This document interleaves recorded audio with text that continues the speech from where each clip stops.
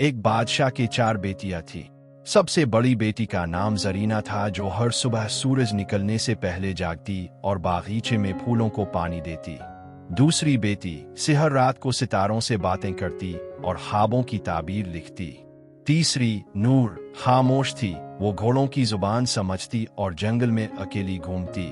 छोटी ज़ारा हर वक्त कुछ नया बनाती, कभी कागज का जहाज, कभी लकड़ी का कला। एक दिन बादशाह ने ऐलान किया, जो बेटी मुझे सबसे कीमती तोहफा देगी वही तख्त की वारिस होगी।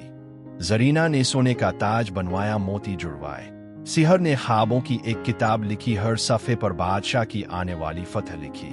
नूर जंगल से एक सफ़ेद घोड़ा लाया जो हवा से तेज दौड़ता था।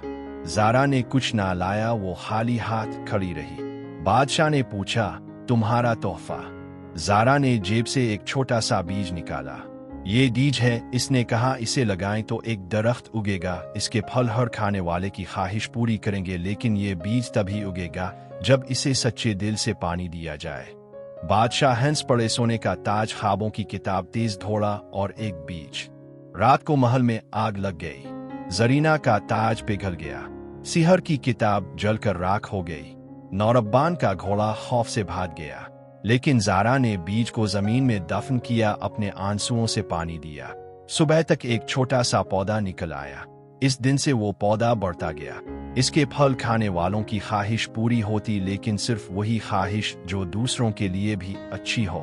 बादशाह ने तख्त ज़ारा के सुपुर्द कर दिया, क्योंकि सबसे कीमती तोहफा वो था जो खाली हाथ से दिया गया। एक बीज, सच्चे दिल का पानी और आने वाले कल का वादा।